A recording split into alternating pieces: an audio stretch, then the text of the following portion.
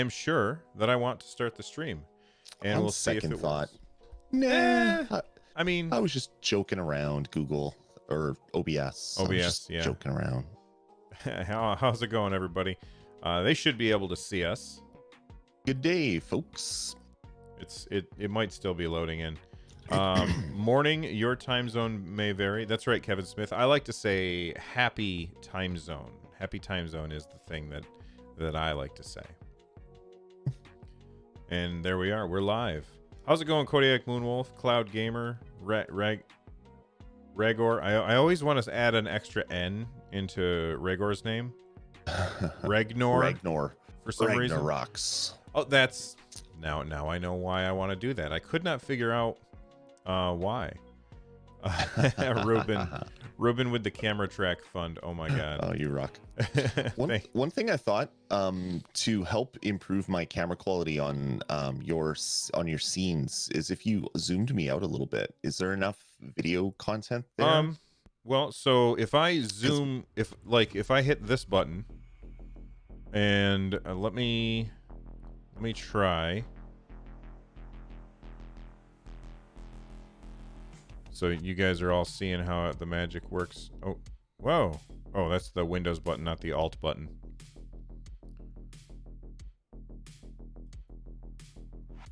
I know, you're seeing like a delay. And then, oh, look, there's Bill. Don't look at that. That hideous face. And that is pretty much zoomed out as far as you can go. Okay. I hadn't thought of this. What if? No, it still wouldn't. And here's why. I believe. Whoops. Like this, like you're on a 4K monitor. Mm-hmm.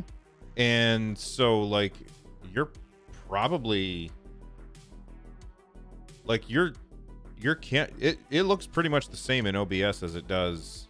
In fact, I think the OBS is smaller than what I'm seeing with the camera in Discord. Okay. So I just didn't know what your scenes were like, if you had maybe been just stretching things out or whatever, or zooming them in. I just thought maybe if I was a little bit smaller on the scene, because my head is way bigger than your head, type thing. And I think that's just because your camera's closer to you. Yep. Like mine is, I can barely touch it. Mm-hmm. I can poke it right in the eye. Yeah.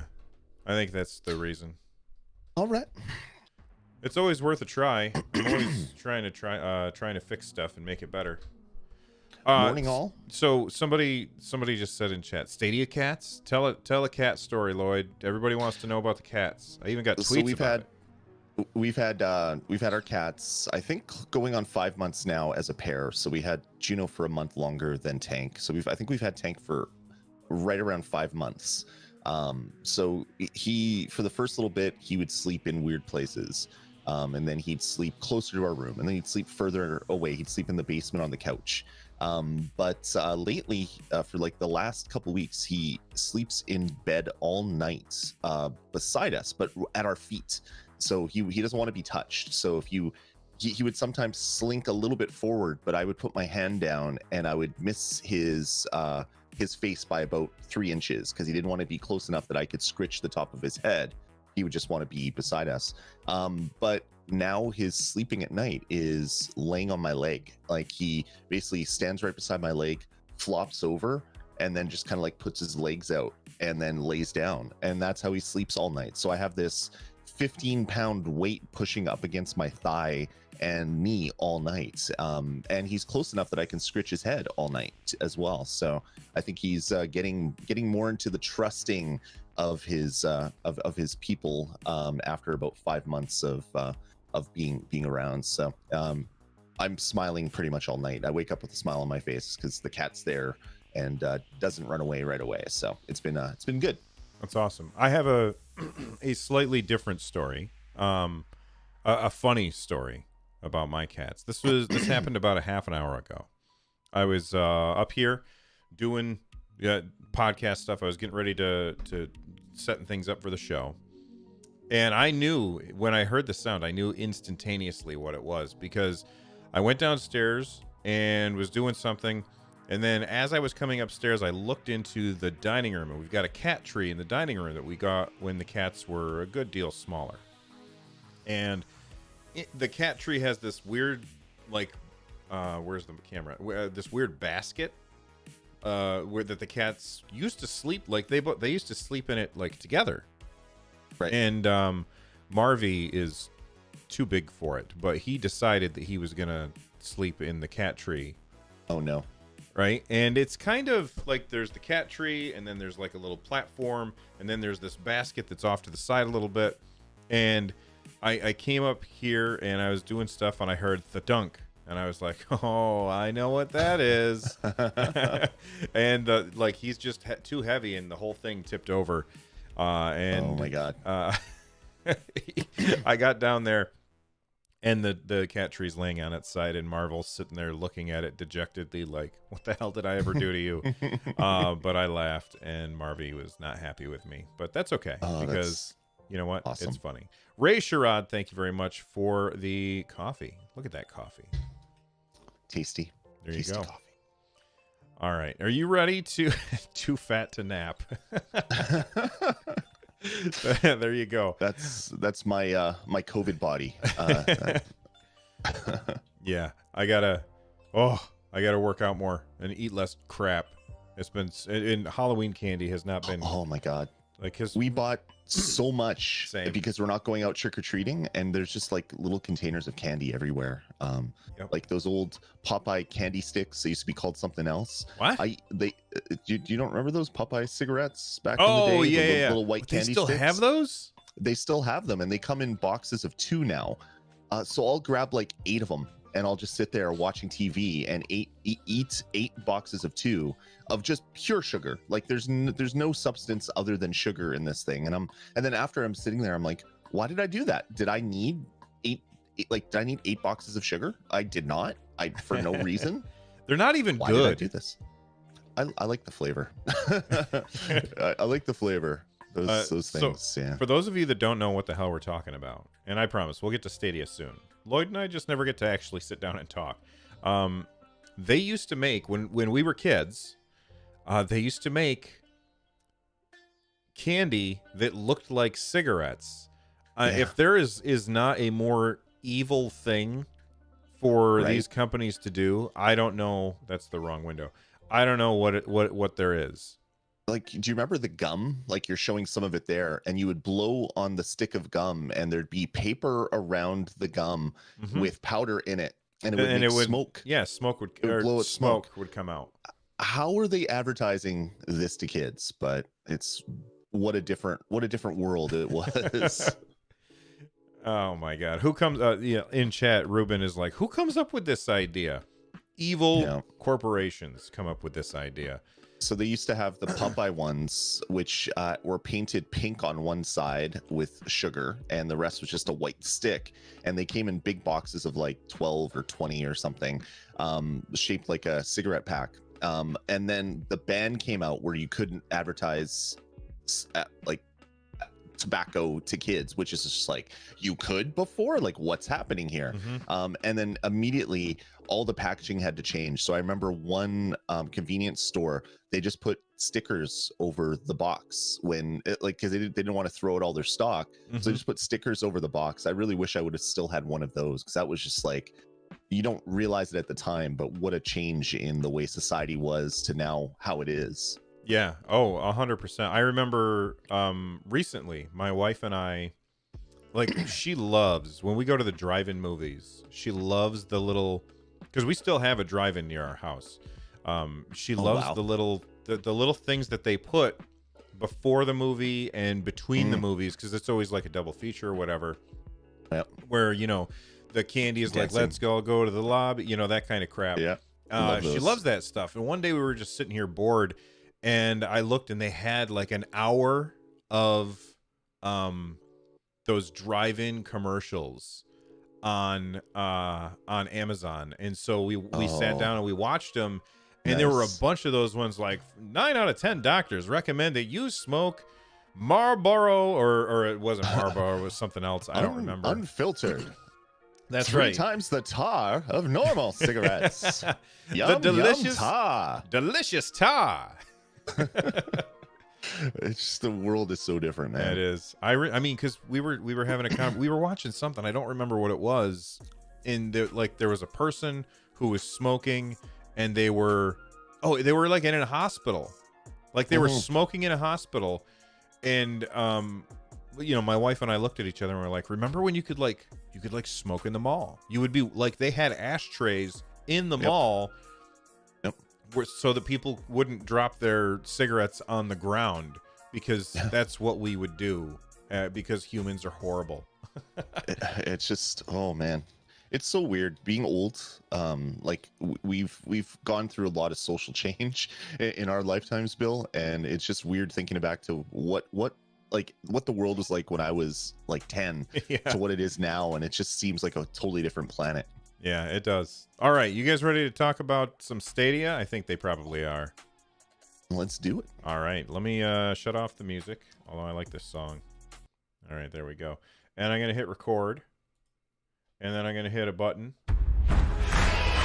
Hey, everybody, welcome back to Stadiacast. I'm Bill. That's Lloyd. What's going on, Lloyd? Not much, Bill. It's been a good week of Stadia fun, but I hear it's even better on your neck of the woods, because everybody in the chat room and listening in at home, it is Bill's birthday. Oh, happy birthday, Bill! Thanks. I didn't know where you were going with that. Thank you. Yes, it is my birthday. I'm really old today, and I was gonna do a stream after the show, but my mom sent me a message, and she's like, when can I come by, for no particular reason? And I was like, okay. So after the show, I'm not going to be streaming, but you said that you might be doing a stream after. Yeah, I could jump back into Watch Dogs or Far Cry 5. We'll throw it out there if people in the chat room prefer. I could jump into either one after the show. Now, so everybody who's saying happy birthday in chat, you guys are awesome. Thank you very much. Before we get going on the actual show, there are people who are probably listening to this after the fact, and they're like, what are they talking about the stream? Oh, so we stream this show live on Sunday mornings at 10 a.m. on our YouTube channel, youtube.com/Stadiacast. So you can head on over there. If you want to support us, you can use that super chat feature to make sure that we see your message. There's usually a couple hundred people here talking, and it's hard to follow chat while we're having a conversation at the same time. So the super chat makes sure that we see your message and that we will respond to it in the crowd play section of our show. If you're looking for other ways to support the show, you can join, or you can click on the applaud button, which doesn't show up, I don't think, during the live stream, but it shows up after the fact. Anyway, thank you guys for the happy birthday wishes. You're awesome. And thank you, Lloyd, for mentioning it. What have you been playing this week, man? I've been playing actually a lot of stuff. So I was having the network issues. So when I did my stream last week, it was just heartbreaking. Like, you're playing a game and then your controller disconnects, or your person spins in circles, or you lose network connectivity, so your stream drops for a second. And it was bad, and it was really frustrating. And people were like, "What's wrong with your internet?" So I finally called back to my internet provider and said, you know what, I've been doing all your things that you've been telling me to do. This isn't working. I know you don't want to send me out a router because you say my router isn't bad, but can you just send me one? And I'm sure it'll fix my problems. I do networking at work. I've used all my test tools. I'm fairly certain that this is the issue. Okay, sir. Well, we have to go through this process. And they're on the phone with me for a while. And then finally, the person I was talking to agreed, fine, we'll just send you a router. So they sent me a replacement Shaw router. It came the next day. I plugged it in. Of course, I had to take down all my Google Wi-Fi stuff. And lo and behold, all of my network issues are gone. Stadia doesn't disconnect randomly anymore.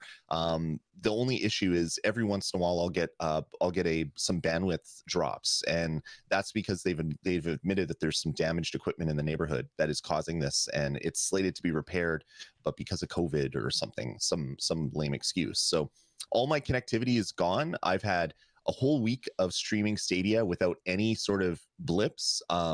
it is just so good. I'm so happy to be back playing Stadia. So I've been playing a lot of things. I've been playing Watch Dogs Legion, Far Cry 5, going through some of my older games, jumping into some Wolfenstein, playing Sniper Elite. So I don't know, is there anything there that you want me to get into some bigger detail on, Bill? You know what?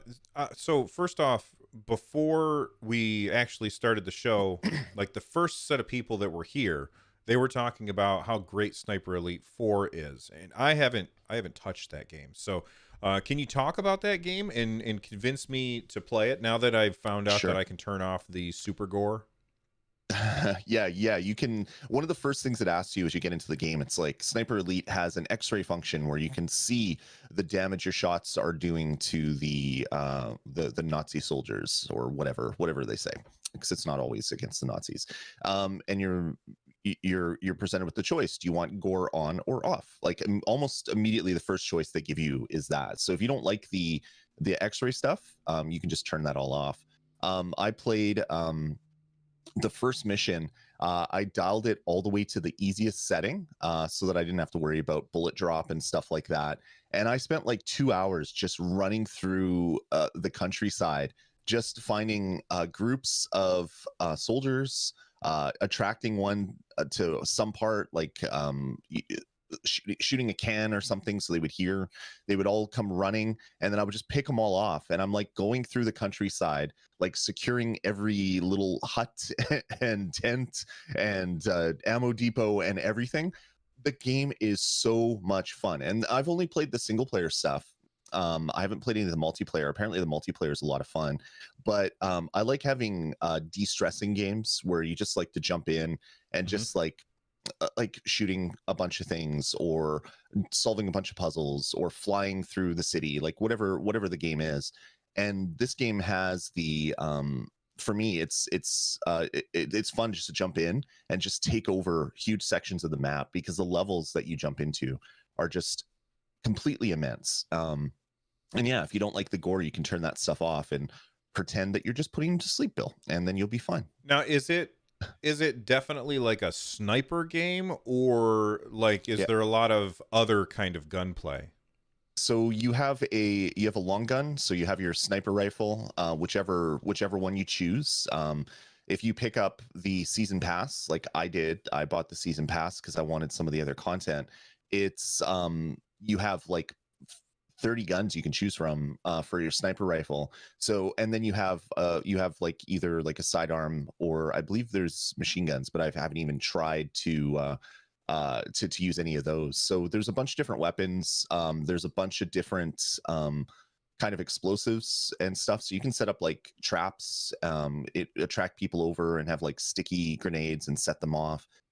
So yeah, it's not just 100% sniping, but that is what the game is really about. That's what they've spent their time doing. Like uh, if you play on the hardest mode with like the full simulation mode, you have to account for wind and bullet drop and temperature of the air, adjusting the path of the bullet. And that's fun for some people, That's but not me. I also love just turning it down to the easiest setting and just running around, where you can just set off some noise, get people running, and then just pick them all off with headshots. It's been a lot of fun. As I said, I picked up the season pass because there's a couple of missions in the season pass that I wanted to play. There's the standard one, which I won't even talk about because you bring up that word and it brings the wrong people out of the woodwork. But there's a particular evil person from World War II that Oh, okay. it has his own mission. And you can go take that on as well. Each of the levels are huge, with a bunch of different collectibles that you can go find. It's fun. It's just a really fun game. Besides the fact that you're sniping people from across the map. If you can't get over that part, well then that maybe won't be a game for all of you out there. But for me, it's been a really great kind of just a game that I can just kind of disconnect my brain for a bit and just have some fun. So it's basically like a ranged stealth game. Yeah, Yeah. All there's right. That sounds hand-to-hand great. stuff. So you can go prone in like a bush, and then you can do stealth attacks on people, or you can attack them from far away. There's even like stealth bullets that you can get for some of the weapons. So you can fire a sniper that won't attract people. So it's almost like you're firing something with a silencer on it, which probably wouldn't work in this case. But there's some special weapons that you can get. That might be part of the DLC. I'm not 100% positive on that. Awesome. But yeah, man, it's a fun game, and if you don't like the gore, turn it off. But I find it kind of funny sometimes, especially when it goes into the slow motion camera when you're firing at a gas tank on a truck. It's like, okay, did you need to do that? No, probably not. But okay, have fun, Sniper Elite 4. Yeah, I mean, for me, I don't mind the blood or anything. I don't need to see the X-ray mode. I feel like that's gratuitous, and it's over the top. And I've never been a fan of over the top. I much prefer to see like implied violence than actually seeing the violence. I just think it's more effective in my opinion. And some developers will use it as a crutch. And I'm not going to call out any specific developer, but some developers will say, all right, we need to shock people as much as we can so that they'll buy this game. And I prefer that they use gameplay as a crutch. But that doesn't mean that every game that has that kind of stuff in it has bad gameplay. It's just, that's how I feel about it. And people are welcome to disagree with me if they want. I have been playing a very violent game. It's a Sekiro or Sekiro. I still don't know how to say it. People can be mad at me. I don't care. Shadows Die Twice. Yesterday, I did like an open mic stream. And then at the last hour of the stream, I was like, you know what? I feel like playing some more of that game. And so I loaded it up and I fought the boss that's on horseback a whole bunch. And then finally, like, I knew that my wife was going to be home with dinner soon. And I was like, okay, I don't know if that was the motivating factor, but I finally beat him. And I went and I clipped it out and I threw it on our YouTube channel. That game is so intense, and yes, it is really, really hard, but it is not unfair. And that is the thing that I was worried about when I saw it. I was like, okay, I feel like it's going to be one of those games that's unfair, and it's not unfair. Now, there's some things about it that still bug me, like this guy that I was fighting, I would lock onto him, and then the game has not explained to me why, but sometimes my lock-on would just go away.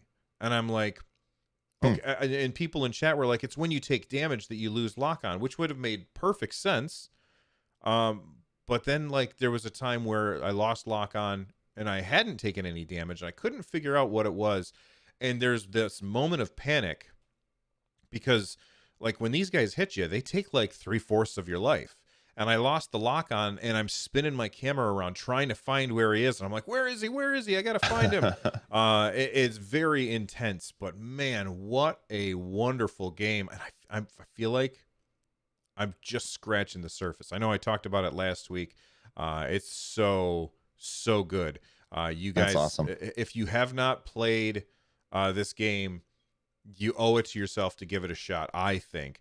Unless you are one of those people who just rages when you die, because it's going to be that kind of game. You're going to die a lot. I've always been somebody like, oh, okay, I died. I'll try it again. Or, oh, I died too many times. I think I'm going to step away for a while.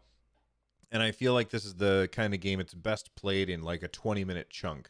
I sit down, I play for 20 minutes. I either make some progress or I die a bunch of times and I think, let's go play, I don't know, Uno for a little bit instead. That's your palate cleanser. Yeah, exactly. Like I played a lot of Bloodborne. I loved Bloodborne, and then I tried to play like Dark Souls or Demon Souls or one of them. I can't remember which one it was, and it just I couldn't. And then when I heard that Sekiro is even harder than than some of those other games, I'm like, okay, well, this isn't a game for me. But every single time I see gameplay, it's like I should love this game. I should love everything about it.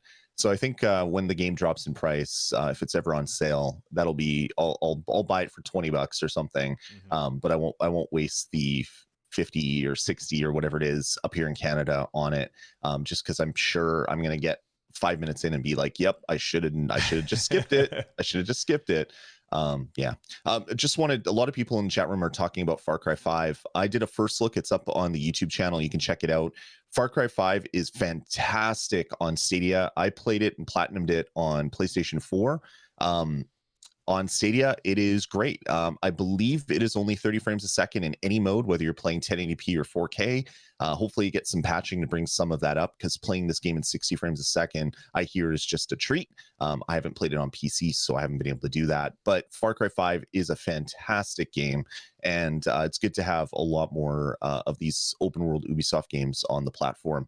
I love the Ubisoft formula, and just running around a map, ticking things off and unlocking perks and new weapons and new skills. So I'm going to be playing Far Cry 5, kind of like Sniper Elite, as a palate cleanser. When I'm between games, I'll jump in, do a couple missions, and that's the wonderful thing about Stadia. You don't have to worry about storage space. You don't have to worry about boot times because loading up the game takes almost no time compared to firing something up on your console. So there's some really great games that have just been added to Stadia. All right, let's talk about the news. Let's talk about family sharing. Every single stream, I think, we would be talking about stuff, and people would say, is family sharing coming yet? Do you know anything about family sharing? Well, the answer finally is yes, it's here. It works. You have access to it. Yes? Yeah, okay. I have access to it. Yeah, me too. It's slowly rolling out over the next week, according to Google. That's just the way that they do things for some reason. But it's here. It's super easy to set up. Well, okay, maybe it's super easy to set up. I'm not sure. I already had a family group set up on Google because we use YouTube Premium, and none of us want to watch ads on YouTube. So we have YouTube Premium, which comes with YouTube Music, and we have our house is filled with Google devices. So it made perfect sense for us to go with that in order to listen to our music and stuff like that. So I already had all of that stuff set up. All I had to do is go into Stadia, turn it on, and say, share all my games, and I was done. And I told my son about it, and he goes, oh, can I play this game? And I was like, yeah, go ahead, man. The only thing is, you the way that it works is you can't play the game while somebody else is playing the game. So family sharing is here. I've already done a video talking about my thoughts on it, but let's have a discussion. What do you think of the way that they've got family sharing set up on Stadia? It's an interesting implementation of family share. We were chatting while you were doing your open mic yesterday, where we have a little disagreements in how it's being rolled out. We can get to that in a second. I didn't have a family group set up. It took no time at all to set one up. I clicked the button. I had to choose my YouTube account or my Google account, chose my Google account. It said, okay, which you have to select a credit card for family purchases. So I already had one on file. So I did that. And then it's like, who do you want to invite? And I'm like, well, skip, I'm going to invite people later. And it's like, okay, your family group's set up. Like, it took no time at all to get set up, which is really nice. The way family sharing works is only one person can be playing a game at a time. So if you have 5 people in your family, you could all be playing different games, and that's great at the same time. But if 2 of you want to play Sniper Elite at the same time, that's impossible. But the way that the family group works is if someone else has a license for the game. So say if you had a pro license for Sniper Elite, and your brother bought a license for Sniper Elite, that means your family group now has 2 licenses for that game. So 2 people then. It doesn't have to be the person that bought the game or the person that got it claimed from Pro. As long as those licenses are in the family group, you can play at the same time. So the one disappointment to me personally is that only one person can play a game at a time, because I've lived in the world of PlayStation and Xbox where 2 people can play the same game at once. So you could buy a copy of Doom Eternal and you could play multiplayer with a family member or your son or whatever. Stadia early on said this wasn't going to happen, so it's not it's not a surprise, but I hoped that maybe they would see what the rest of the industry was doing, and they didn't. And a side complaint to that is the fact that if I say I bought Risk of Rain and then they gave a license to everybody with Pro Risk of Rain, that doesn't give me a second license in my family group. So I still can only play one person playing Risk of Rain, even though I technically should have two licenses, but it doesn't work that way. So over time, maybe some of the stuff will work itself out, but they need to be a little bit more clear with how many licenses you have, maybe, because maybe you want to play 3 and it's like, okay, well, do we have 2 licenses? Did Bob buy the game? He's not here. I can't ask him. I don't know. It would be nice if there was a bit of a different interface, but this is a step in the right direction. And the best part about it is if you have Pro, no one else in your family group has to have Pro to play those games. They have to have Pro to play them at 4K, but they can play all of your claimed games without having to have a Pro license or a Pro subscription themselves, which is better than I thought it would be. I thought anybody that wanted to play Pro would have to have a paid Pro account. That's not the case, which is great. That's a bonus in Stadia's side. Yeah. So right now at my house, we have two Pro accounts. We have my Pro account and my son's Pro account. And I think here's the thing with Stadia, it is the forever gen, right? It's it's going to be around in 10 years. People are still going to have Stadia accounts, and they're going to be playing on, the Gen 4 blades or whatever, with all of the whatever comes after ray trace. Like, it's going to have all of this stuff, and your library is going to have grown since 2019, if you have had an account since then, which is awesome, right? So I personally think that for me, I think my son and I are both going to continue to have Pro accounts, even though I don't have to have, even though we don't necessarily, like, we don't have to, because he can share my Pro games.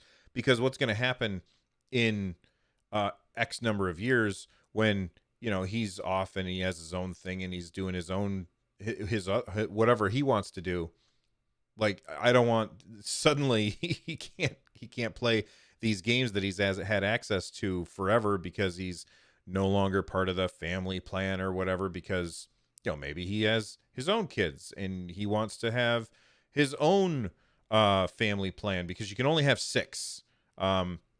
That's my biggest gripe with the family plan, is I'm fine with the limit of 6, but let me pay more money to have more people in my plan.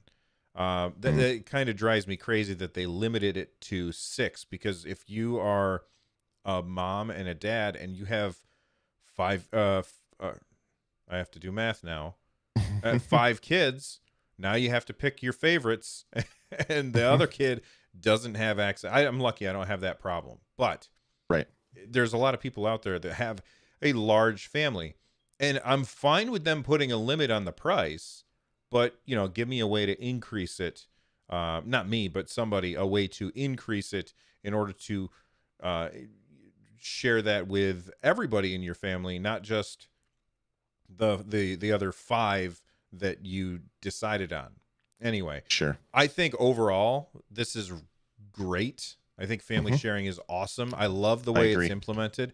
I remember when Steam family sharing first came out, and if somebody, like, if my son was playing one of the games that I owned on Steam, I could not access my entire library. Like, I couldn't play anything, and I don't know if it still does that, but when it first came out, if he was playing, let's say, Costume Quest on, like, a family shared Steam library, I could not play Doom 2016, and I'm just making up games here. I don't remember. I could not play Doom, even though he wasn't using that game. It's like, if he was using any game in my library, the whole thing was locked up, and that's not a good way to do it. I think Nintendo does something similar to that, but I don't know, because we've never tried it in my house. Yeah, what happens with Nintendo is you have to set up a primary console, just like PlayStation and Xbox. But if you're not on a primary console, it is constantly looking at the internet to see if the primary console is playing the game that you're playing.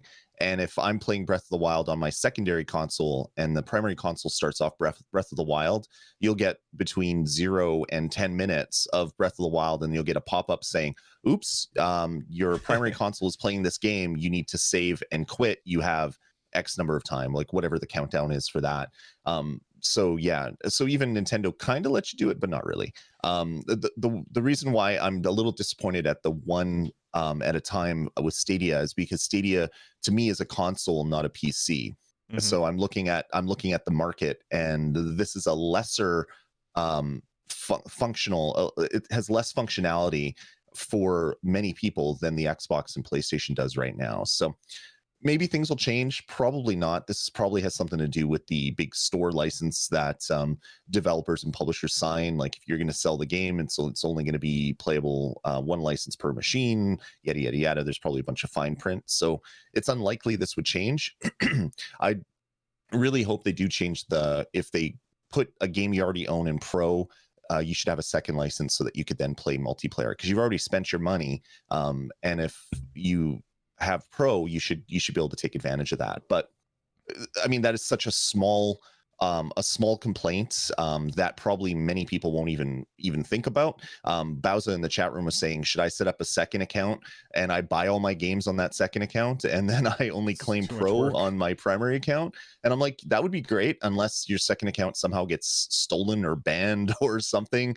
It's a lot of shuffling back and forth. But I mean, that's a good way to get around those limitations, I guess, if you see the need to play multiplayer in the future. Well, I have two Stadia accounts. I have my original one that's Bill, and then I have the one that I use all the time, which is Run Jump Stomp. And I'm not going to get into the reasons why I have two accounts. It has to do with nonsense. But here's the problem: is I am currently at the family share limit of 6 people. So if I wanted to include that other account and get access to like Darksiders, which I bought on that account, I can't without increasing my family size. Now, do I really care? Not really. I could just switch over to the other account if I want to play Darksiders, which I don't because I already finished that game. But if you are in a house that has 3 gamers in it, then you're at the family limit size already if you're doing that pro game, non-pro game thing. And it's just a weird workaround, and we shouldn't have to do workarounds. And like Lloyd and I were kind of disagreeing yesterday in chat, and I think mostly it was because I didn't quite understand his argument. I do agree with you that if you have access to Pro and you already own the game, it would be nice if they gave you another license for your family group. That would be cool. That'd be great. I don't think it's a huge deal, but I think it would definitely be a good thing in the long run. I do like the way that it shows you, like you mentioned that Breath of the Wild thing. I do like the way that it shows you if somebody's already playing, it changes the play button to a little home button, and if you tap on that, it even says, Jimmy's playing this game right now. Yeah, it's great. All right. Yeah, it's good. Go ahead. Back to the whole 2 accounts thing. The one downside to that is you need to have Pro on that second account if you want to take advantage of any Pro deals, if you're going to be buying games on that account. So it's kind of a moot point, really. Yeah, that's true. Doing it that way. And you know what? Not only that, but then if you want to play in 4K, which I don't necessarily care about, but I know that there's a lot of people that do, then only the Pro games are going to be in 4K, and the games that you buy are not going to be in 4K. It's just it's not a workaround that I would go with. All right, let's move on and talk about Stadium. This morning, I wanted to make sure that it was still working because there was a little while that Stadium was taken off of the App Store. But before we talk about it, Lloyd, do you want to tell everybody what Stadium is? Yeah, Stadium is a third-party browser on iOS that allows you to change your user agent and log into your Google accounts so that you can then play Stadia on your phone or tablet using just the Safari browser. The original release of Stadium basically grabbed the API for controllers and overlaid that on top of the web view, so that it was tying controls to the web view, which is something that Apple said, hey, that's against the planned rollout. That's against the functionality that we had planned for this. You can't do that anymore. So the developer had to then take this offline. They brought it back because they're doing controlling a different way. They're using a different way to grab the controller when in a web view. The only problem with this new version of Stadium is that it's not ideal. So if you're using a Stadia controller, that's fine. There's no worries because your Wi-Fi connection from your controller goes to the cloud. Your screen goes to the cloud to receive the signal. Everything's fine. But if you're trying to pair a Bluetooth controller like a PlayStation 4 or Xbox One controller to your iPad, say, it doesn't work every single time, which is unfortunate. But it's a great workaround that he did to even get this back up in the store. Yeah, so I loaded it up again this morning. I never uninstalled it from my iPad. I used it when it first came out, and I thought that I would be more excited about playing on my iPad. I don't play it on my iPad almost ever. But I loaded it up when it first came out, and I tried it, and I was like, this works really good. I'm happy with it. And then I never really used it again. And then I heard that it got taken off of the App Store, and I was like, well, I'm not uninstalling that because right now it's still on my iPad, and that means I can still use it. And then it's now back, and I was like, all right, well, I'm gonna load it up this morning. I was making my show notes, and I wanted to be able to talk about, how well it works or not. And so I loaded it up, and I played a little bit more Sekiro on my iPad. Worked flawless. It works really, really well. Of course, I was using my Stadia controller because this is my favorite controller, and I have to say that it worked really well. And I'm very happy that it's back and that people have a way to play on iOS, even if it is kind of janky if you're not using a Stadia controller. Although, in my opinion, the best experience for Stadia is using the Stadia controller. And I didn't add this into the show notes, but I want to talk about there was a dev that works at Stadia that mentioned something about that. I think it was yesterday or the day before. Remind me to talk about that, Lloyd. Sure. So Stadium is back, but it's probably not going to be needed for very long. I think everybody saw this coming, but it wasn't until community member Gem, who has a Stadia content creation channel called Gem Stadia, where he looks at the like the APK and picks and the website and picks all of the little pieces of information out of there. And he found a very, very interesting piece of information, which he sent to me, and he was like, I'm going to do this video tomorrow. And I was like, oh man, that's great. I knew it. We all knew it was coming. Yep. We knew that Google was going to do this since, there was that fight with Apple putting another store on their store. Right. But basically he went in the code and he found evidence of Safari on iPad and iPhone listed. And this is very, very cool because that means that we're not going to have to use something like Stadium. We're going to instead just be able to open it up in Safari and go to the Stadia website and start playing a game. And that's going to be really cool. And the reason I'm mostly excited for this is that there's some games that don't play well with controller, like Baldur's Gate 3. You can play it with controller, and it works, but it's a much better experience with mouse and keyboard. And I'm holding my iPad right here, and I've got not the Magic keyboard. I'm not made out of money, but I've got a keyboard here, and my iPad has mouse support as well. And I would love to be able to play Baldur's Gate 3 with keyboard and mouse. You can't do that in Stadium. Yeah. But I bet you'd be able to do it in Safari. And I at least I hope so. So I'm excited for this. What do you think about this, Lloyd? I think this is great. Each of these services, instead of having a separate app that has to go through all the requirements of the App Store, just has to do this. Just make a responsive web app and put it put it into a little pop-up that when you use it for the first time, saying, hey, do you want to make a shortcut on your home screen? Hit this button. You hit the button, and then you have a Stadia app on your home screen, which isn't an actual application. It's a link to a web page. Since you're streaming everything anyway, there's no downside to this. It's not like you're going to try to use it when you're offline, because you wouldn't be able to play the games offline. It's a perfect solution. And the fact that it's in the codes right now means that it's being tested. So they must have some Googlers are doing some hard work, doing some testing, and hopefully that means that we're going to get this feature really, really soon. Because I'd probably buy a phone clip for my Stadia controller, like the Claw, if it was just built into Safari, if I don't have to use any sort of crazy workaround or whatever, for the few times that I'd love to like sit in a different room that doesn't have a TV and play some Stadia games. I don't like small screens, but I'd probably use it enough where I'd be happy that that support exists. Yeah, and for me, I would probably only play on my iPad once in a great while. Most of the time, I'll either be playing in this room or on a big TV. But there's a lot of people out there who this is their main device, is the phone. That's their main this is their main device anywhere.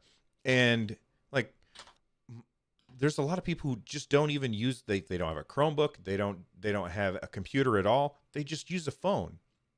And this allows those people to play the same games that we are.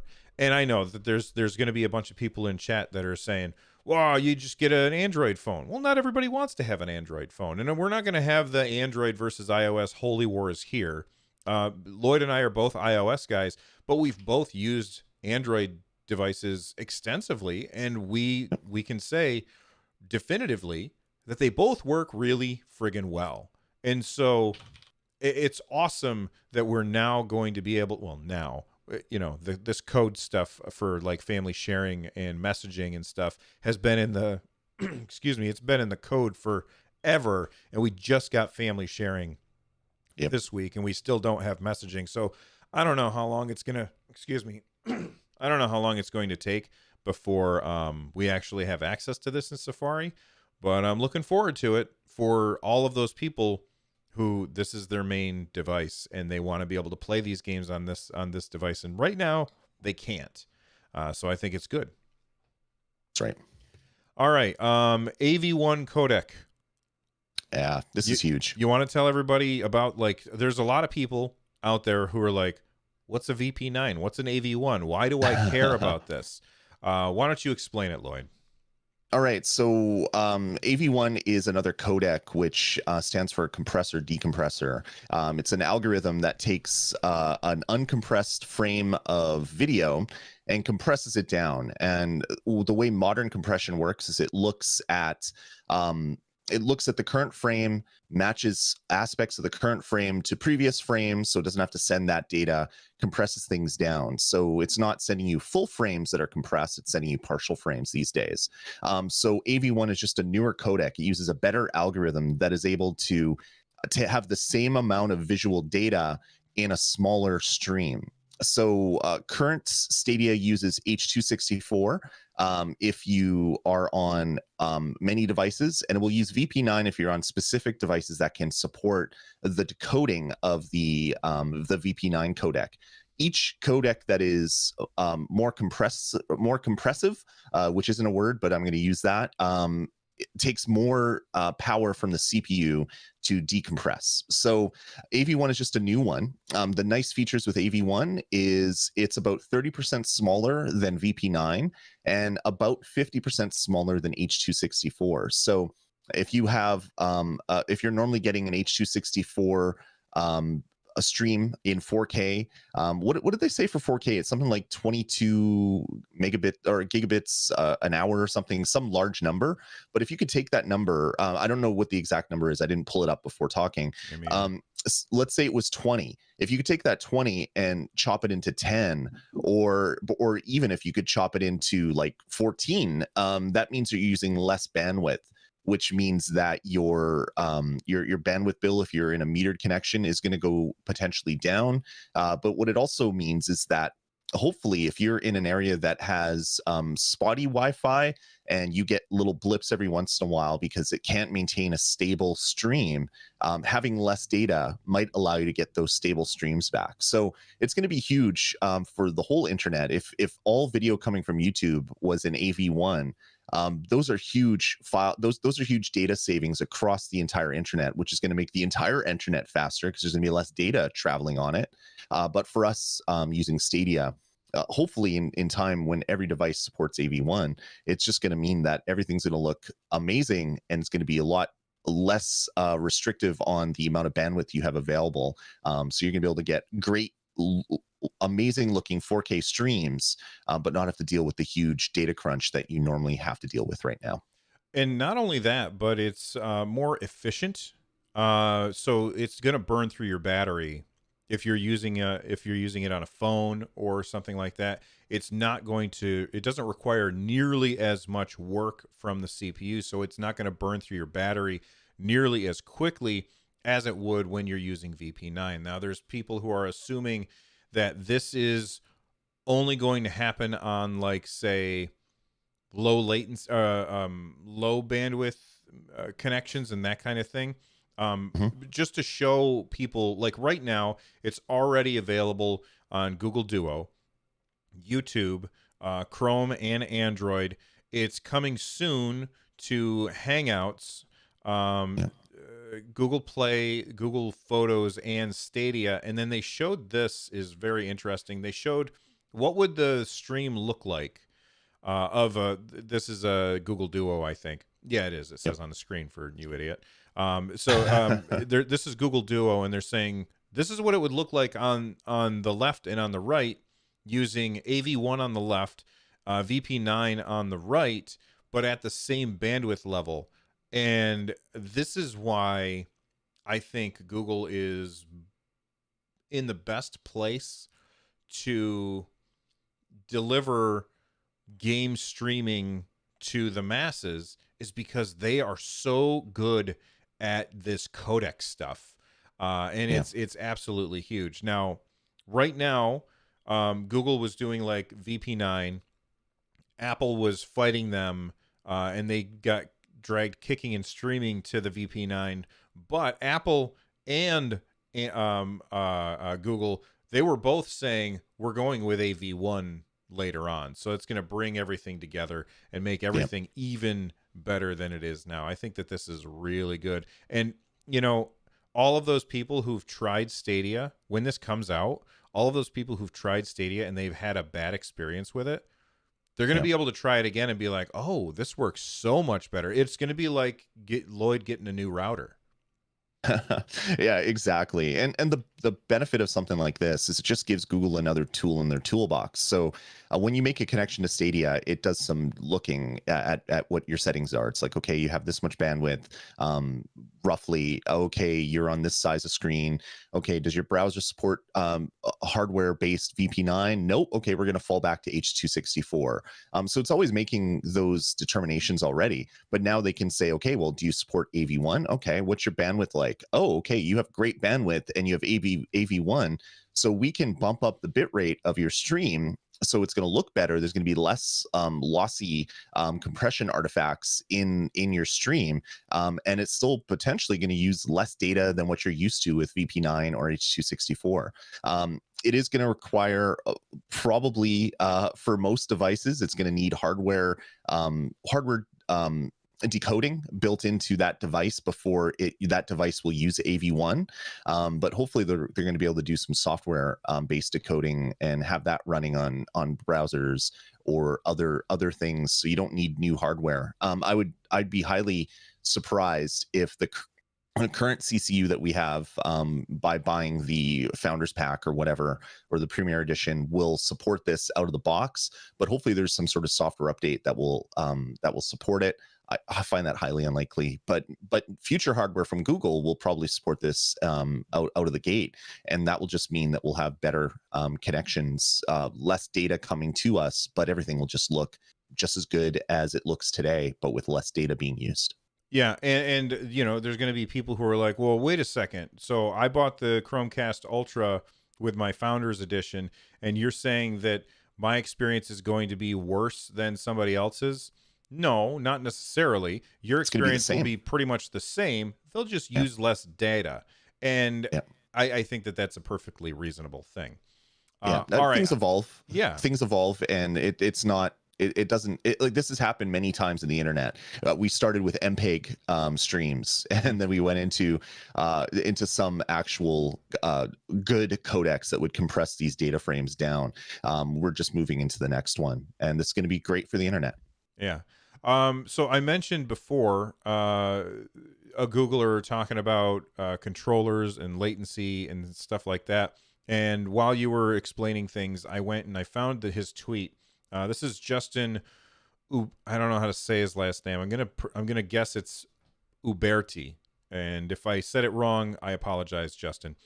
He is an engineer at Google, and he created Google Duo, WebRTC, Hangouts, worked at AOL Instant Messaging, and he's a pretty big deal in the industry.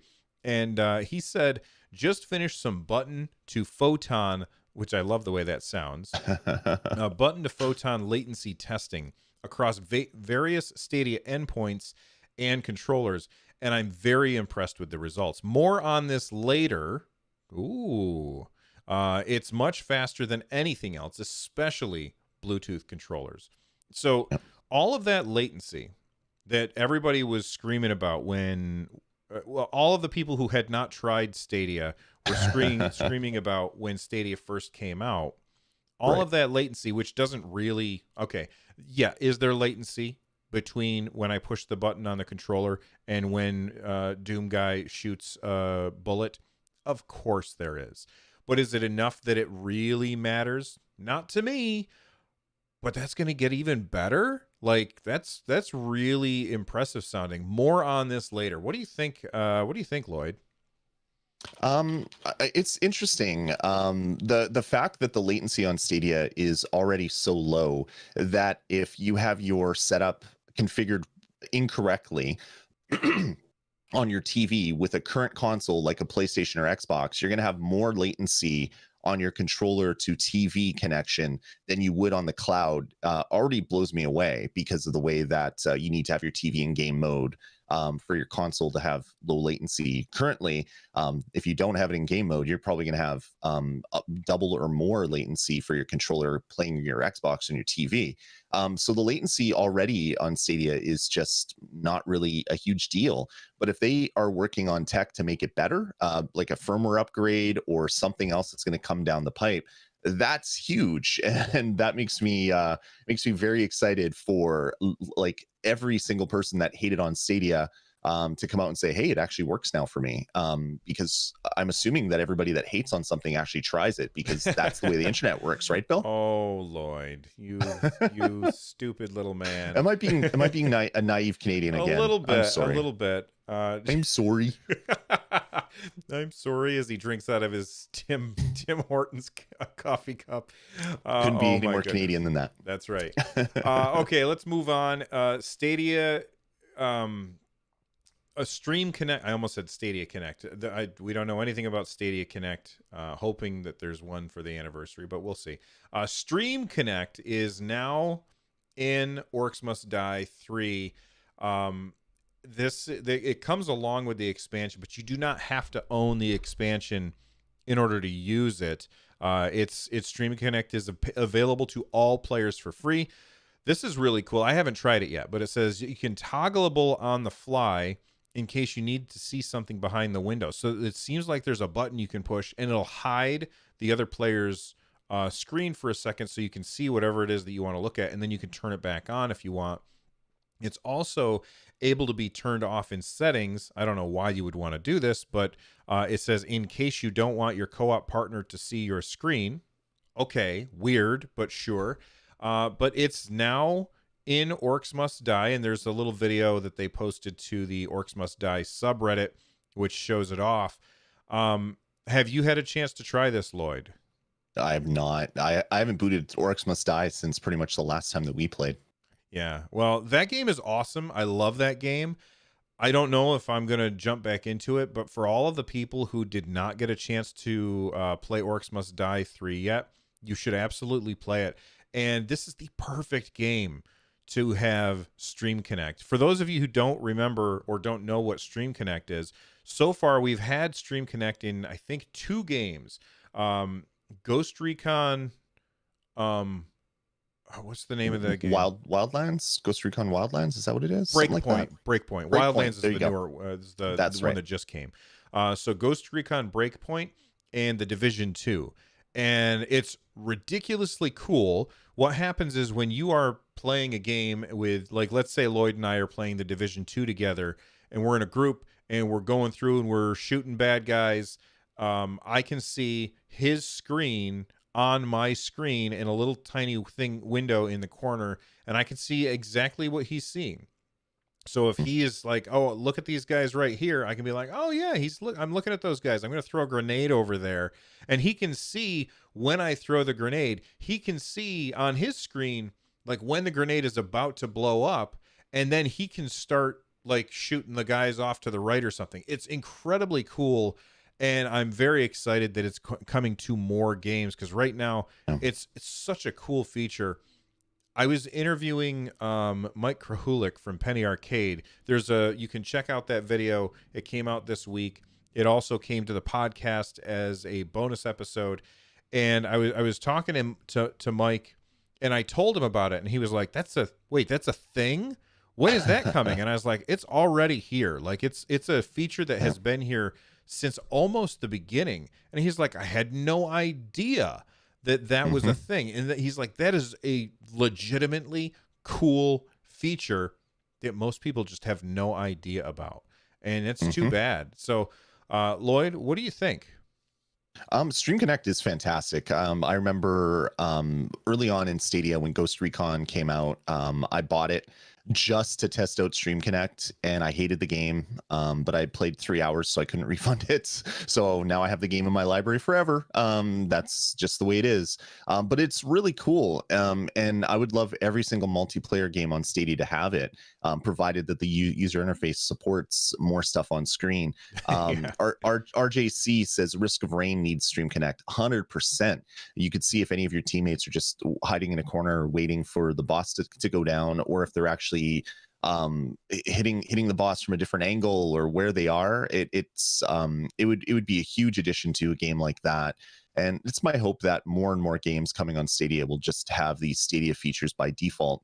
But since most of these are ports that are coming, it makes sense why they wouldn't add stuff to it. It's probably hard enough to get the game ported to Stadia and running at 4K 30 or 1080p 60 already on a new platform. But new stuff coming down the pipe, I'm expecting that more and more games will start supporting this stuff. Awesome. So I will say this.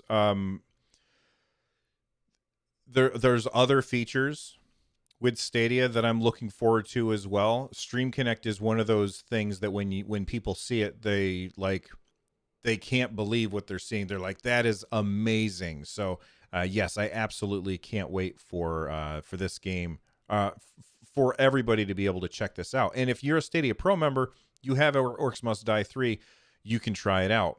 Now, one more thing to say about Orcs Must Die 3. They posted this to the Stadia subreddit. I'm going to read exactly what they said because it's short, and I want to make sure that I don't misquote this. The Drastic Steps expansion will be available on the Stadia storefront for $10. Any player who purchases the expansion will be able to use its content listed below at any time, including in a cooperative match with a partner who has not purchased it. So if I buy it and Lloyd doesn't, I can still use the stuff that's in that, which is very cool. Players who own the game using Stadia Pro will still need to purchase the expansion to access its contents, but will not be forced to purchase the game outside of Stadia Pro. So basically, if I'm understanding this correctly, if I am subscribed to Pro right now, and then I buy the expansion, can I cancel Pro and continue to play Orcs Must Die because I bought the expansion? I'm I confused about don't. that. I don't think so. I think what it means is that if you, oh, maybe that gives you. I don't know. It's very confusing. I'm reading the sentence over. I hadn't actually focused on that last sentence. I was more concerned with the only one person that is playing in the current multiplayer section has to own the DLC, and everybody gets the advantage of the DLC, which a lot of games in the past have done because they don't want to segment the player base. They want to have everybody playing in the same pool of stuff, and as long as one person has the DLC, they can play on those new levels. Players who own the game using Stadia Pro will still need to purchase the expansion to access contents, but will not be forced to purchase the game outside of Stadia Pro. That I guess what it means is that with Pro, you got the game for free, but you don't need to buy the game to use the expansion, which I wouldn't think you would ever have to. So it's a very awkward sentence. Yeah, I'm confused about what that exactly means. If you have a different translation for us, feel free to let us know in the comment section down below. If you're watching on YouTube, or you can just tweet Like I at lost us. Bill. What's Oh, that? he's back. I said I lost you for a second, but you're back. I thought maybe the internet went down, but no, everything's fine. All right, everything's fine. Lloyd has spoken. All right. Okay, everything is not fine. There's going to be a lot of people who are going to be sad about this. Cloudy with a Chance of Games. They went in and looked at the press briefing from EA. And in there, it basically says that FIFA 21, I'm sorry, let me say it again. EA Sports will be executing on a significant expansion that will span new games, more geographies, and more ways to engage. FIFA is growing. In addition to FIFA 21 on next gen this year, so Xbox Series and PS5, and Stadia in the new year, and I'm going to stop right there. So basically, what they're saying is, we're not getting FIFA on Stadia this year, and Lloyd looks like he's frozen. So I'm going to continue to talk, and maybe Lloyd will come back in a little bit.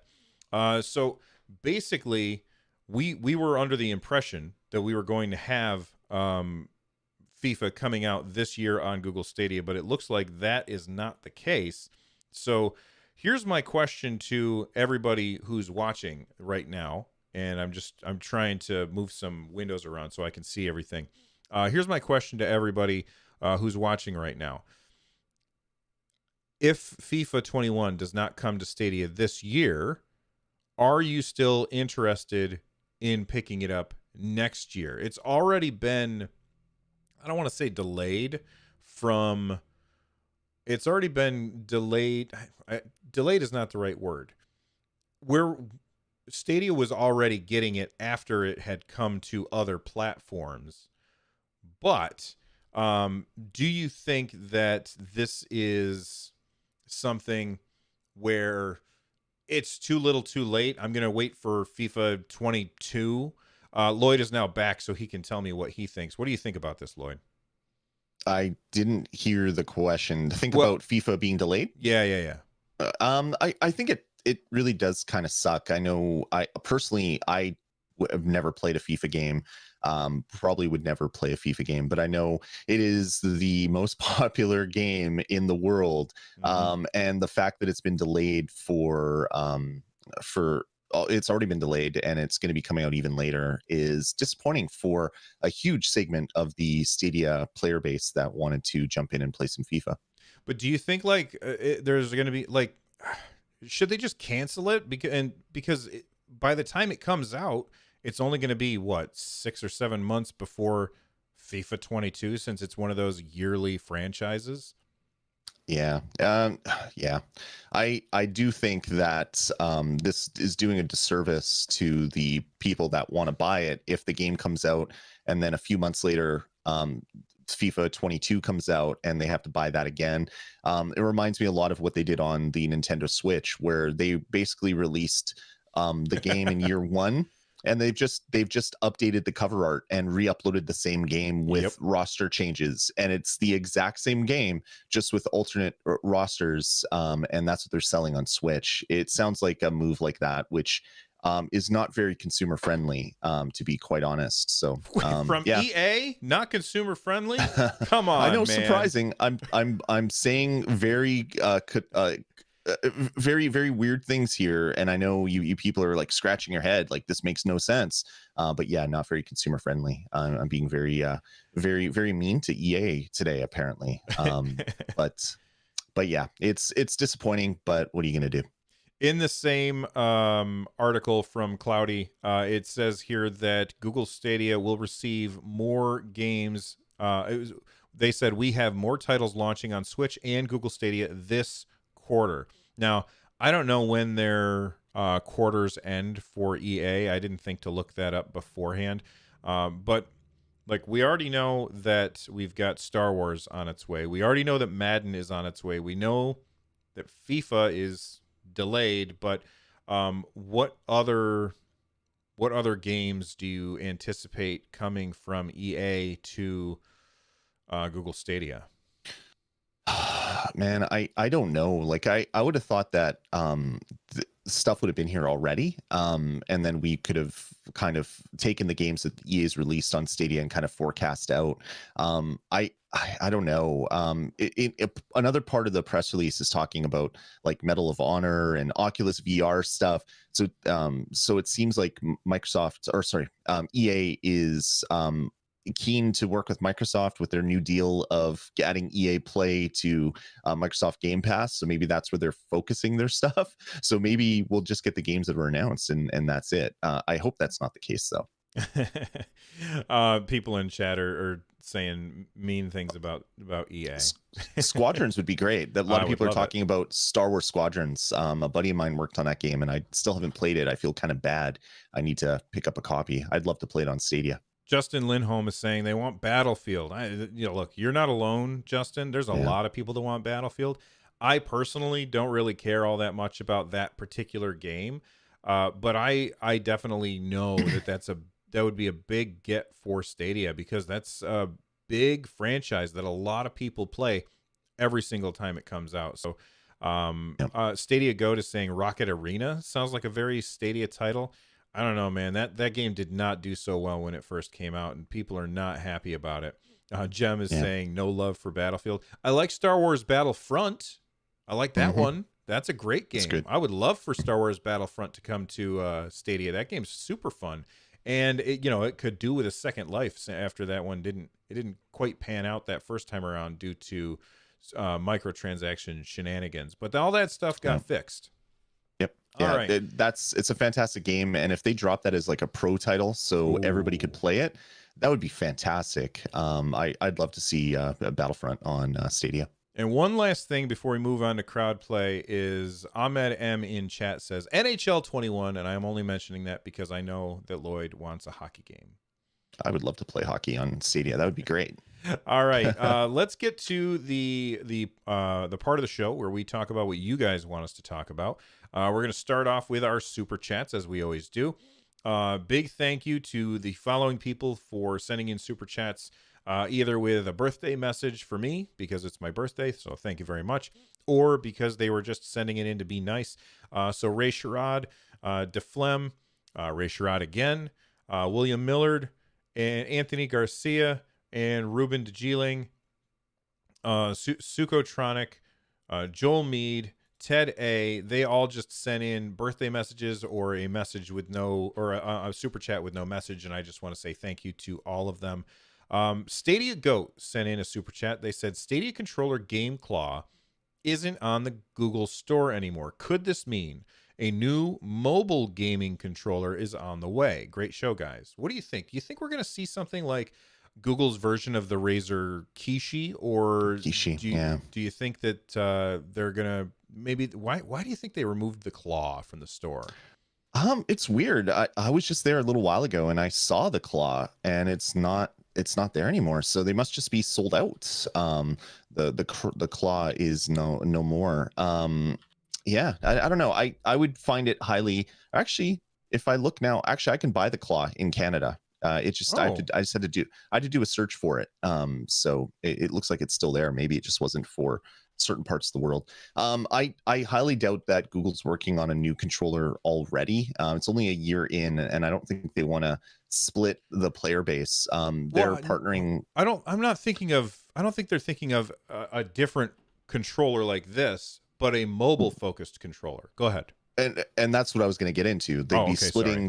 They'd be splitting the player base for testing and things like that when they've already partnered with Razer for some marketing to get the Kishi up on the store and sold that way. So they have the mobile controller already sorted out. Just not something they had to make themselves.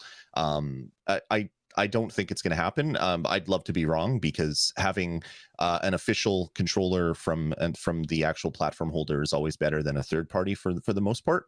But yeah, I think we're going to be stuck with the Stadia controller for a while as kind of the only controller offering from Google. If I had to guess, Stuck with, my God, he yeah, hates the I Stadia love it. controller. You guys It's heard it my here favorite. first. It's my favorite controller out there. It's just edging out the Pro controller, so I love my Stadia controller. But I don't think we're going to get anything new. Yeah, I understand that. I didn't realize that they were partnered with Razer Kishi for that kind of thing. But yeah, I loaded it up on the store, and in my store it says out of stock, so you cannot get that here in the States. But apparently, look at that, we finally got something that's available in Canada that's not available in other places. How do you feel about that, Lloyd? Is there some Canadian pride hitting you right now? There's probably not many people buying it. I just hit buy, by the way, so I have one coming to me now. Apparently, that was really easy to do. So I'm gonna get a claw. I guess I want a claw. There's a claw coming. I have an order in. Yeah, interesting. Yeah, I love the fact that that it exists, and you could buy it in Canada, because we often are not able to buy things. Like, I've been trying to get a stupid Elgato green screen locally in Canada for a while, and I can't get one because they're out of stock. Having something in stock in Canada and nowhere else made me feel a little happy. So I bought one. Do yourself a favor, and look for Corsair. Sometimes the Elgato green screen will be listed under Corsair instead. Because Yep. I bought one. I ended up sending it back because it didn't work for my setup, where because I got this desk to my left that Right. it was kind of in the way. But check under Corsair. You might be able to find it. That was the only way that we were able to find it. Was Nice. Instead of looking under Elgato, look under Corsair. All right, Chuck T sent in a super chat. They said, "What are your thoughts on Chromecast UI? It is a pain to scroll left to right through 50 plus games. Do you see this changing possibly?"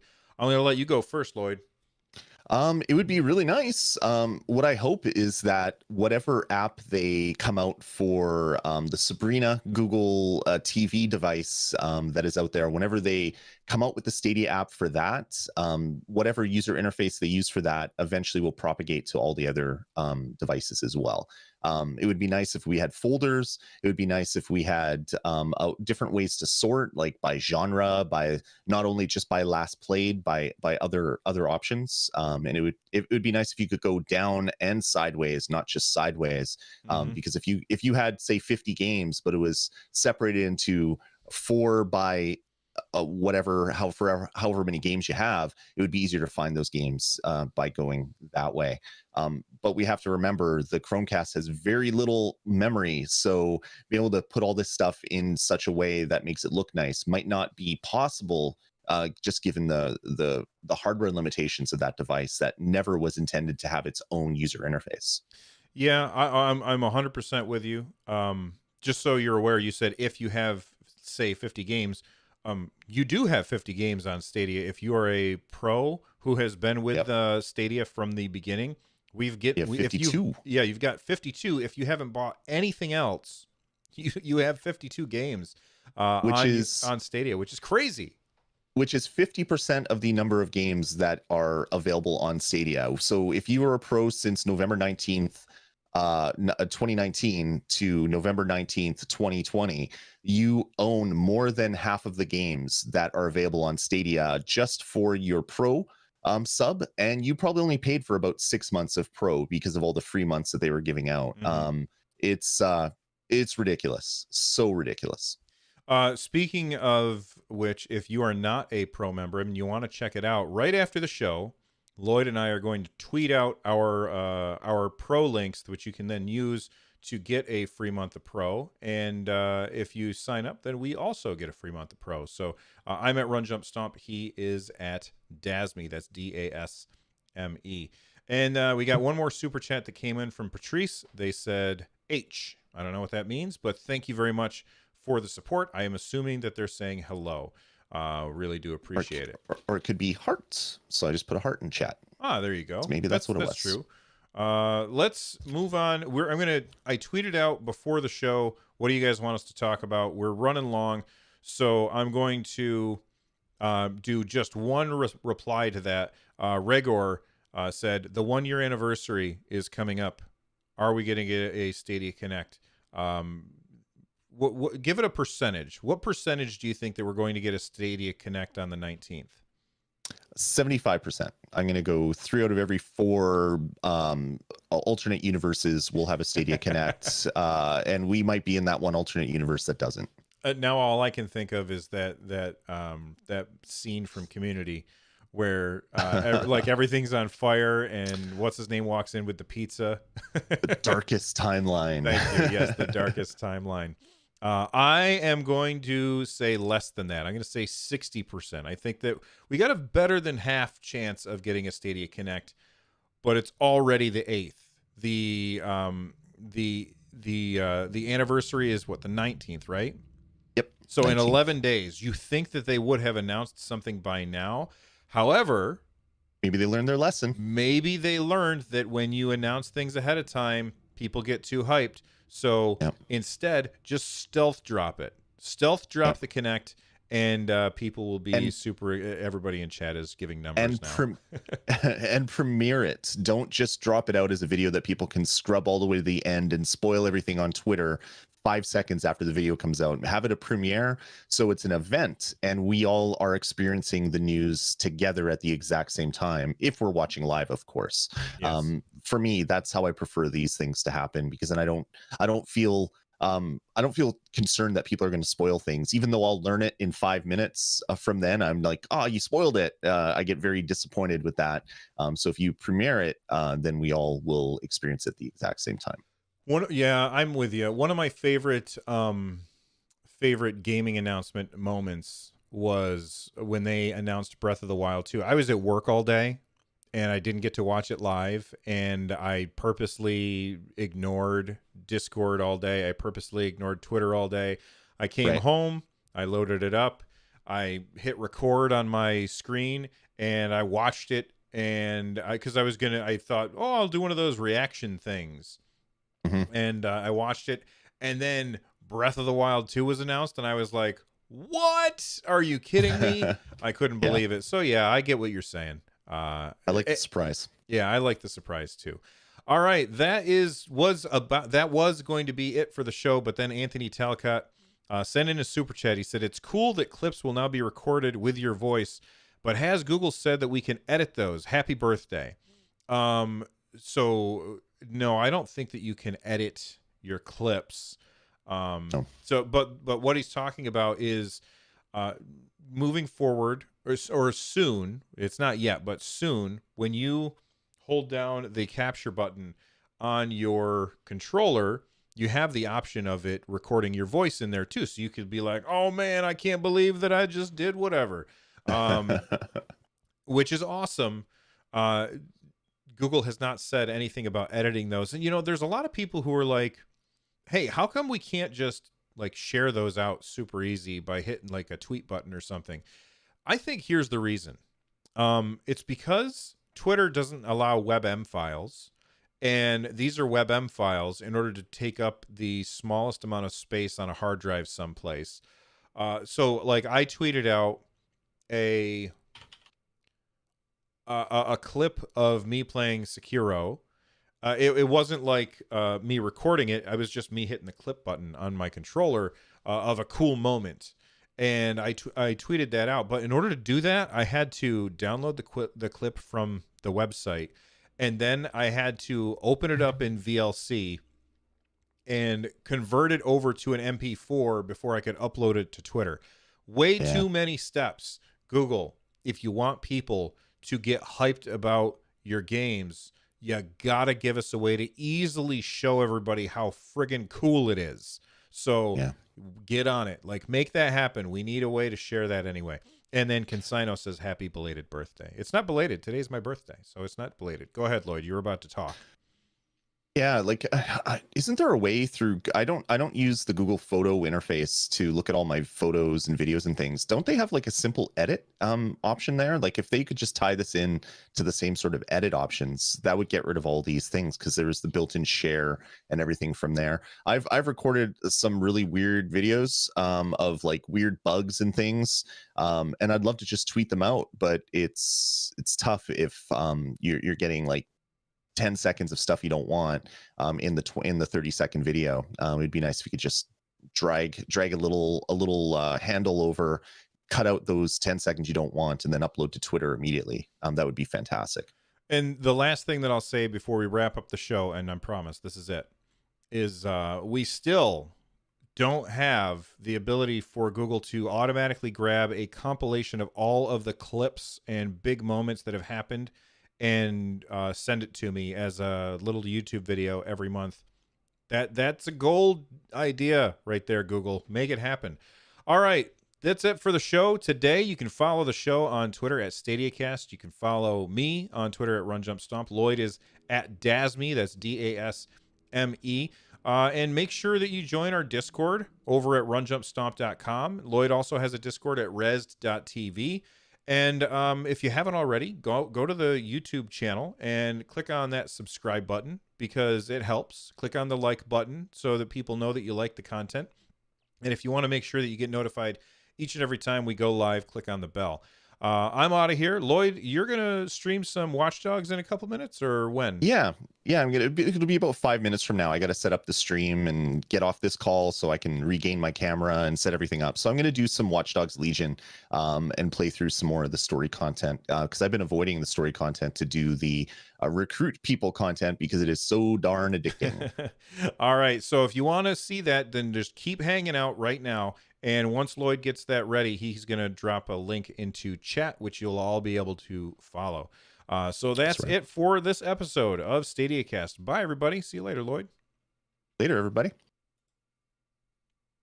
Save. There we go. We did it. Awesome. Great show, guys. Or Yeah. Bill. And great show, chat room. Thanks for hanging out with us. There you go. All right. Go get set up, man. All right, I'm going to go refill my coffee and get set up. So we'll see you folks in a few minutes with some Watch Dogs Legion. All right. Here, let me turn on some music. I'm going to skip that song. All right. Relaxing way to spend a Sunday afternoon. Man, I got to say thank you to everybody who sent in birthday messages and stuff. You guys are absolutely crazy with the support. We really do appreciate it. You guys are fantastic. But keep hanging out. Lloyd's going to play some more Watch Dogs, and you can watch him drive around on the wrong side of the road. And I got to say, if you've never seen Lloyd play Watch Dogs, God, he's a horrible driver. I'm sorry. He's just a really bad driver in that game. So if you want to see a bad driver, then you got to stick around so that you can see Lloyd just causing all kinds of problems in London. Am I a cake guy or a pie guy? It depends. How about instead I tell you my favorite of each kind? Cake, carrot cake. I love carrot cake with that cream cheese frosting. Oh my God. We didn't talk about Grace's transparent controller. We already knew about those. I'm jealous. I want one. Let's see. Oh, and then pie. Chocolate pie or peanut butter pie. Is that Life Force behind you? It's Mega Man X3. Although it may have been Life Force last time I looked. Travis McGuire, Lloyd's driver education fund. I don't know what's wrong with my alerts. Like, I don't know why they're not working. I think I know why they're not working. There we go. I fixed it. I got the alerts working again. There we go. Justin, am I getting the Wasabi controller for your birthday now? I don't know. I really want it, but I don't need it. I don't need it. Although I will say that this was dead yesterday. I went to play Sekiro, and it was like, you have 5% left. Plug in now. And so I was like, all right, I guess I'll plug it in.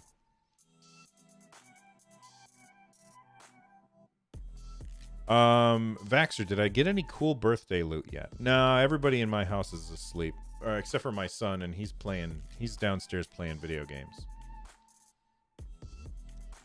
Vic Upal says the best presents are the ones that you want but don't need. No, the best presents are the ones that are awesome that you didn't know that you wanted. My wife has gotten me some amazing things. Let me find something real quick.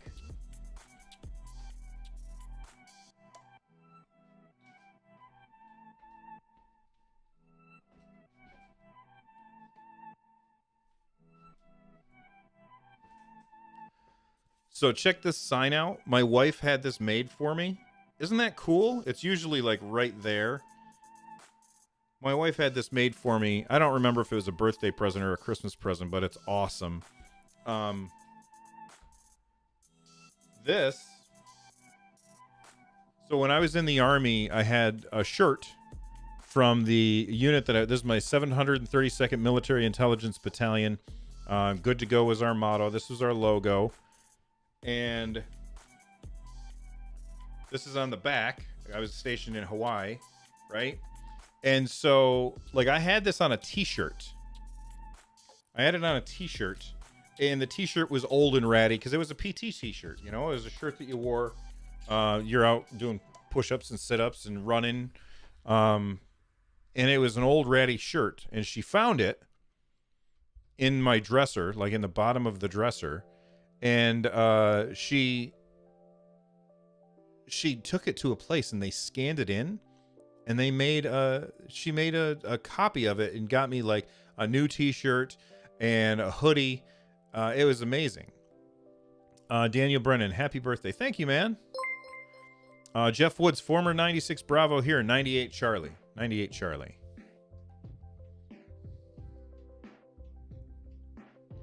Vaxxer says jeans emotes when jeans.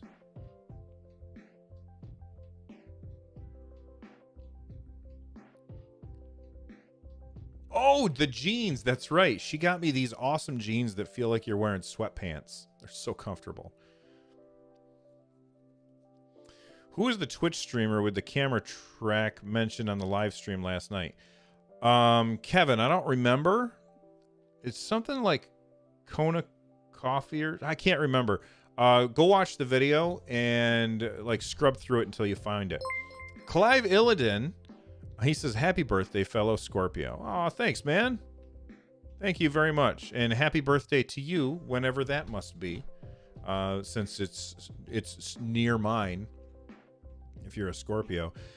By the way, Clive is also a content creator, so make sure that you subscribe to his channel.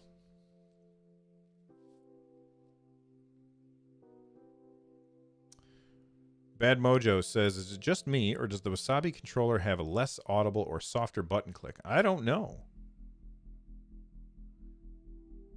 I don't know. Your birthday was last week, Clive? Well, I missed it. Sorry, I didn't get you anything.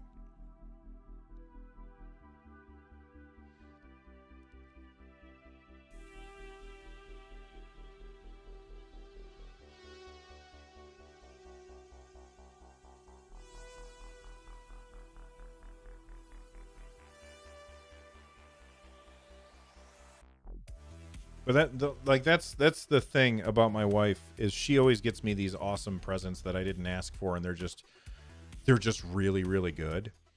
And I'm like, I'm the worst present giver ever. I'm terrible at it. Rascal is a 63 whiskey. Nice. I don't know what that one is. I know what a 96 Bravo is, but I don't know what a 63 whiskey is.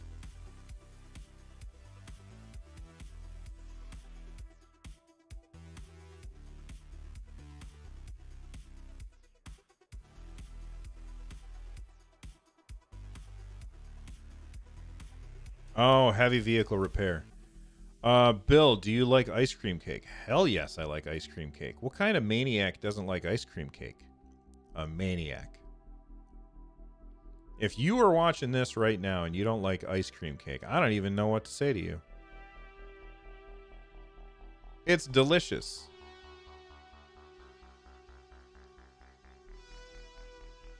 Thank you, Charles. And Justin. 15 Echo. What is a 15 Echo? Lord Vivek, my wife is the big 4-0 tomorrow. Don't tell people that, man. She doesn't want to know that. Ice cream cake is greater than normal cake. No, because carrot cake is better than all cake.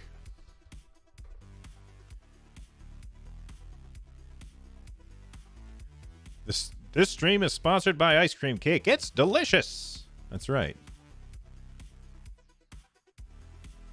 MOS is different now. It used to be missile crewman. Oh, okay.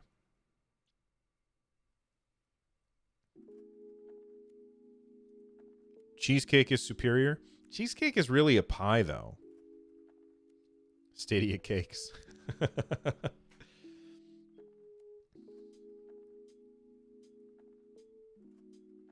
If you guys are waiting for Lloyd to play some, I forgot the name of the game. Watch Dogs. Stick around.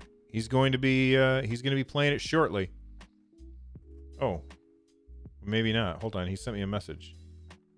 Oh no, that wasn't him. That was Discord saying, "Hey, you've been by yourself in this call for a while." Oh yeah, Cake Bash.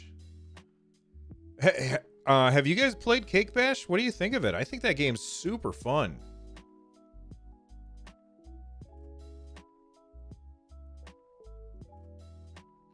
Cake Bash is really, really good. And I love the art style to it.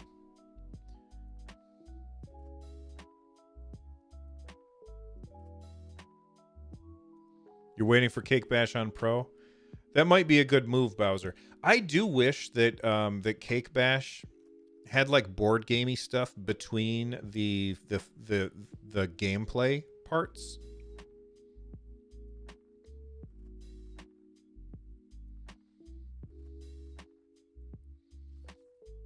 Alan Navarro, I just saw the live clip of you playing Sekiro. You look so happy playing it.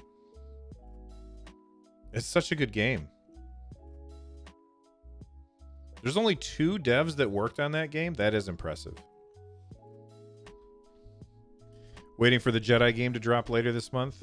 Yeah, is that a pro game? I can't remember. Star Wars game or Cyberpunk 2077? What should I play? Well, seeing as how I haven't played either of them, I don't have an answer for you.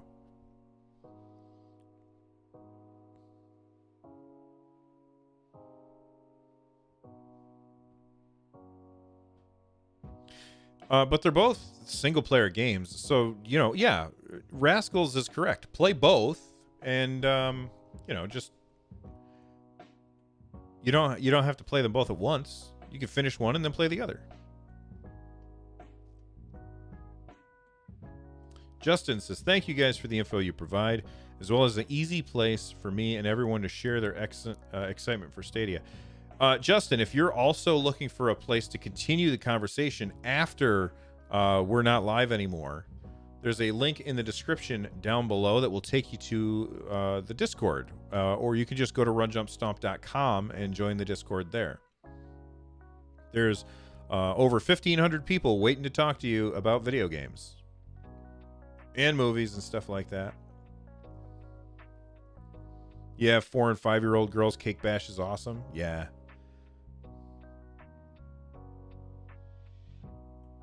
Link is live.